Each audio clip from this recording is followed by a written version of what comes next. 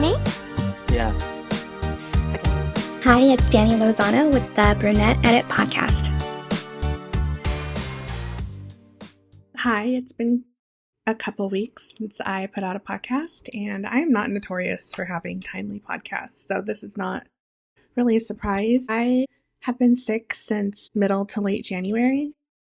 If you are not aware, which I'm sure everybody is aware, we had some catastrophic fires here in Southern California early to mid-January, and I am from Orange County, so we are about, I guess depending on where you're traveling, anywhere from 20 to 40 miles outside of where the fires were. And I made the mistake of going up to Pasadena to volunteer, and I did this knowing that I have severe asthma. So I went up, had some breathing problems, which subsequently turned into a really, really bad sinus infection and respiratory infection. And so I've been down for the count. I've just been going to work and kind of doing the bare minimum until I can get back on my feet. I'm actually really mad at myself because I was going so good at the gym until I got sick. And I'm going to have to restart those habits again because I've kind of fallen back into old patterns. But being sick is no fun, but I believe everybody is sick right now. In fact, honestly, everybody at work is sick, and we don't even all work together. We're remote employees. So it's crazy to see how everybody is getting these flus and colds that are going around. But I wanted to talk today specifically about my journey with body dysmorphia. So I have had body dysmorphia. I would say it's gotten diagnosable in the last 4 years, 5 years. I've always struggled with my appearance. I've always had issues with how I look. To other people, they look at me and don't understand. They may think, oh, she probably has a problem with her weight, which I do, but I haven't really openly talked about it until recent years. And I was actually at the doctor's the other day, and I'm trying to get tested for ADD. The reason being is because when I had COVID in 2020, it really cognitively did something to my brain. Thankfully, I don't have long COVID in the sense that a lot of people are struggling with long COVID where they're getting POTS and they're having all kinds of severe physical and mental health issues. But I did have tremendous cognitive issues coming from my infection. And I'll get into my COVID story in another podcast, but my COVID infection was very severe. I was hospitalized for it. And so when I got out of the hospital, I was having a lot of trouble with memory and ended up seeing a neurologist. Neurologist sent me to a psychologist. They did an MRI on my brain. They said that there's nothing that they can see that would be alarming or having to treat. Then I saw the psychologist who did some kind of verbal testing, nothing really formal. But essentially what he said was that at that time, the information was being stored in my brain. It was the output of the information that I was having trouble with. So basically, it was like connecting the part of my brain that speaks to the part of my brain that's holding information. And so that was why I was having such severe memory issues, because the information was there. I just had a hard time finding it. And then ultimately, I've grown out of most of, and I don't say grown out, but those impairments have kind of gone away for the most part. But what has really been impactful since I started working coming back from COVID is the symptoms of ADD. But I digress. Long story short, when I was talking to the doctor about it, she had asked me, when did these body dysmorphia issues start? She said, did they start after you had COVID? And I didn't even correlate the two because to me, I've always had self-esteem and self-worth issues, that it never occurred to me that COVID could have been detrimental to how I process self-image. And so it's something that we're just exploring. I'm not saying it does have a connection. I'm not saying it doesn't. I'm just saying it was interesting to have her question me about that because I never made a correlation to the two. But it did start to worsen around the time that I post-COVID. So body dysmorphia is framed as a diagnosable condition.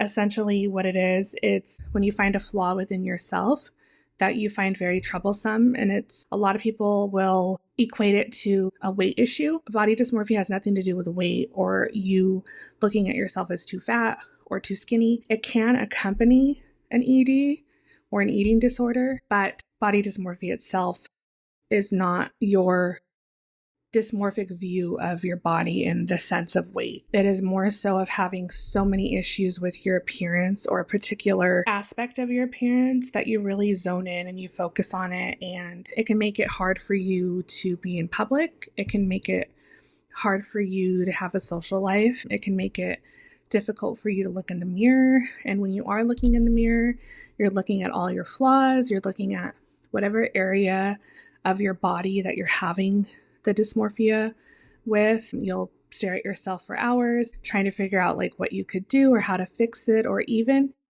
zoning in onto an issue that may necessarily not even be an issue. And so for me specifically, my area of dysmorphia is my nose and my under eye area.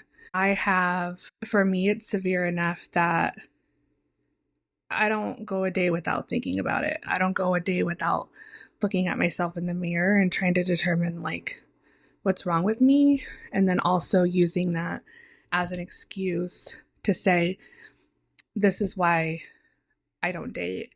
This is why I don't like to go to social events. This is why, I do XYZ in my personal life. And so it really does, impact your ability to do certain things in public because you're always concerned with how you look and you feel that your dysmorphia is so impactful that other people notice it as well. I don't know where it came from. I don't know why these areas for me were something that in my mind became problematic. The only thing that I'm kind of uncovering in therapy is that it could be related to my association with my mother and me personally feeling like I look like my mom, and I don't want to look like my mom. And that has to do with years and years of trauma.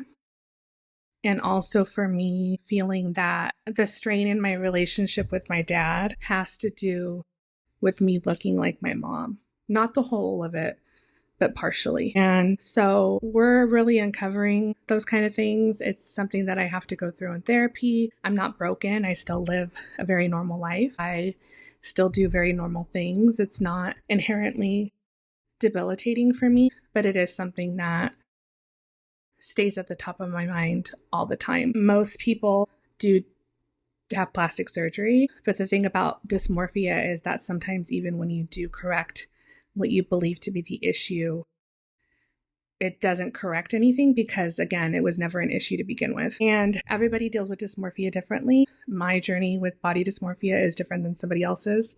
And that really goes for everything. I mean, whose story is really parallel to somebody else's unless you're stealing somebody's life? But for me, it's been kind of the catalyst, I think, mostly for dating of like I've explained to my therapist, I've tried to explain it to my family, like I feel ugly all the time. There is not a time or a day or a moment, an event that I don't feel ugly. And so for me, that is something that is difficult because it kind of dictates what my mood is going to be kind of constantly. And when you have people around you that don't understand, and I don't expect them to understand. I do have friends that try to understand, and I'm so grateful for them because, I am able to talk to them and explain to them like, oh, I'm dealing with this. And they do get it. They may not get it from a first level perspective, but they understand where I'm coming from, and I appreciate that. But then on the other hand, there are other people where I don't expect them, and I really don't expect anybody to understand it, but they choose to not even try to understand where I'm coming from. And the thing about body dysmorphia is you can tell somebody they're beautiful every day, that they're so pretty, and it doesn't matter. They have, and I wouldn't even say it's a choice, they have it already in their mind that this problematic area or body part or whatever that their focus is going to be a problem, and it creates a problem for their self-image. And so for me, like I said, it's been my under eyes and my nose, and I don't have a big nose. So I don't know. I've never been made fun of from my nose. I don't know where it comes from, but it does tie into my history of never developing self-esteem, never developing self-worth. It is possibly a trauma response to growing up in an abusive home. And it doesn't help that I'm a highly sensitive person, because it just kind of adds salt on an already open wound, because I'm already dealing with these feelings and emotions regarding my appearance, which is much more deep rooted than just how you look. It's psychological. So it's not about you waking up and having an ugly day, or like maybe you're on your period and you feel ugly and you just don't feel like yourself. We all have those days. I still have those days, and they have nothing to do with my body dysmorphia. This is more deep rooted and a mission to get attention from people, because I'm not seeking compliments. And to be honest, when you compliment somebody who has a level of dysmorphia, it kind of goes in one ear and out the other. It doesn't really mean anything, because they've already become very well established in their opinion and vision of themselves. And so it's just been tough. I know my mind doesn't work like other people. I know that there's a lot of layers for me for trauma that I have to peel back and address, and even new things that have come out in like recent months that I'm remembering. But to think that there's another person or a woman or, somebody suffering through this, I would never wish it on anybody. And it's honestly hard to find people who talk about it, because when I was researching body dysmorphia, it was mostly in association with EDs, which, like I said earlier, that does happen. It is associated with EDs, but it's not part of an ED diagnosis, meaning that you can have an ED, that is your diagnosis, and adjacent to that, you would have a body dysmorphia. They're not like connected in the way to like where you have dysmorphia because you have an ED, and only if you have an ED do you have dysmorphia. But most of the firsthand accounts that I've heard and I've seen talked about are from people who have had eating disorders. And I can't relate to that, because I don't necessarily have that type of dysmorphia and that type of mental health issue in association with an ED. I did and may have in adolescence, but it was never something that stuck in a sense. I mean, I grew up in the 2000s, and I grew up when low-rise jeans were in fashion, and Britney Spears was on the cover of all the magazines. And so, I mean, if you remember that performance that Britney Spears did with, I don't know who, I think it was the East Side Boys. I don't remember, but it was in Times Square, and she's dancing and her pants are so low. Like, honestly, they are so,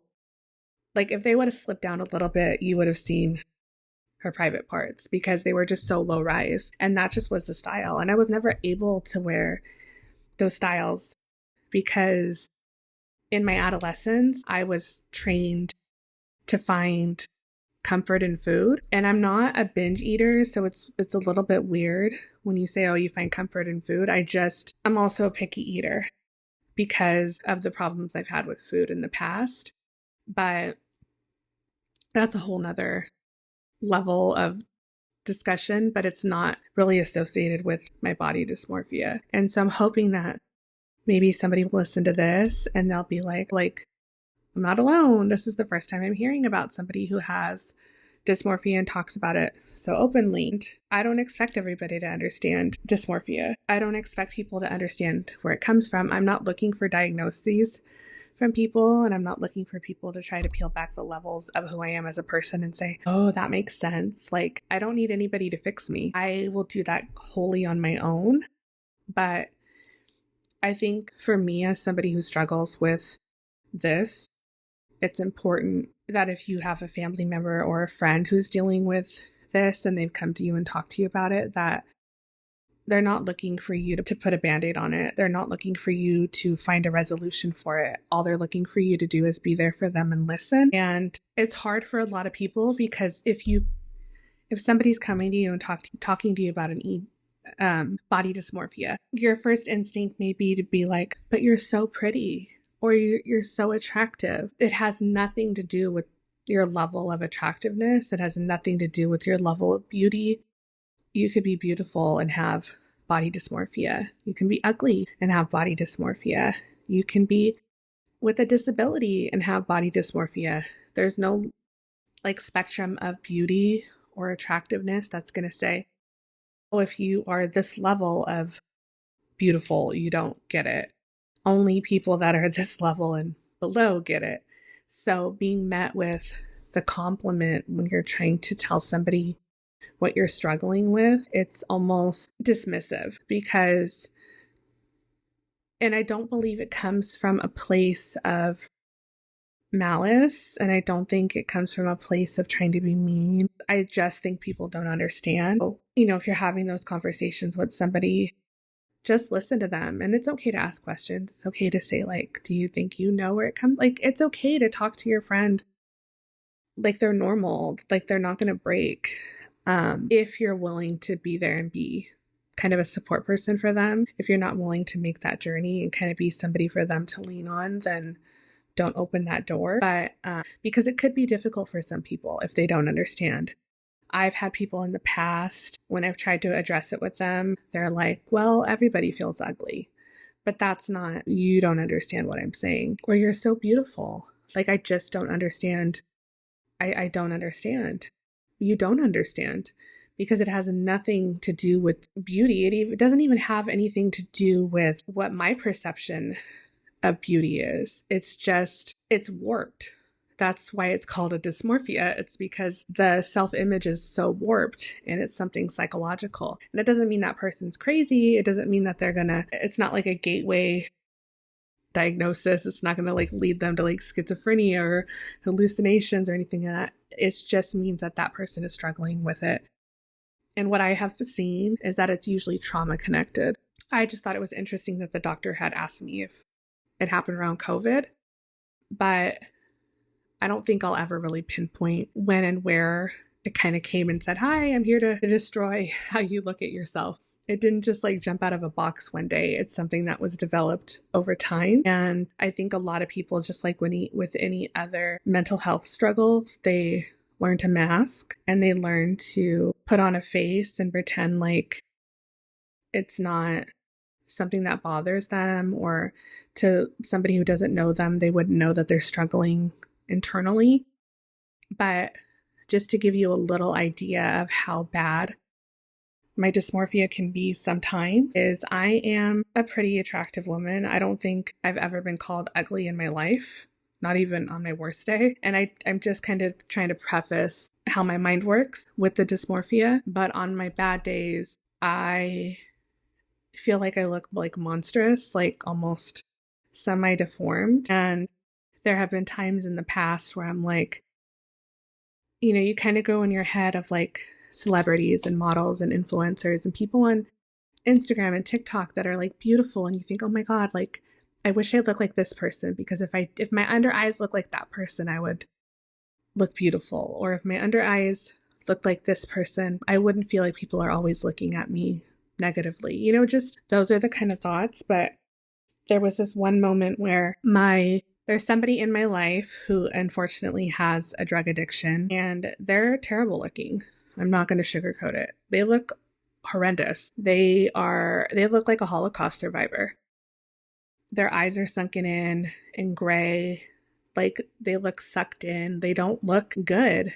But when you have a level of dysmorphia, you can even look at somebody like that and be like, oh, well, she doesn't have bags under her eyes. So, you try to justify behaviors and patterns of other people, because I think it's really easy for us to associate beauty with kindness.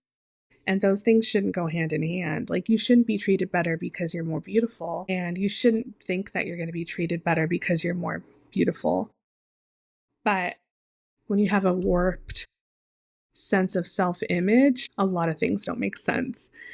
But yeah, it could be as extreme as me looking at a drug addict and being like, well, her nose looks small. Well, her nose looks small because she probably snorts drugs and she has no septum. Like, it could be something like that. And in my mind, I'm like, oh, like, I wonder what it's like to have a small nose like that. And so it's just chaotic almost, in a sense. And it's something I'm working on. I'm going to therapy. I'm actively making a choice to address it. And I don't shame anybody who's not ready to do that, because it is a big step. You have to unlock and unpeel layers of trauma.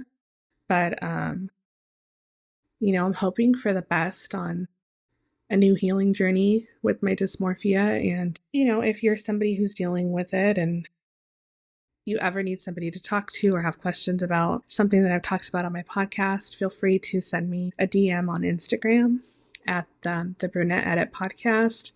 You can also email me at thebrunetteditpodcast@outlook.com. But hopefully this episode offered some insight into a really not talked about mental health struggle, and hopefully it just sheds more light on that you can have a struggle and still be quote unquote normal. You can still have a struggle and hold a job. You can still have a struggle and be social and do all the things, and inside you don't feel normal. So that's today's episode.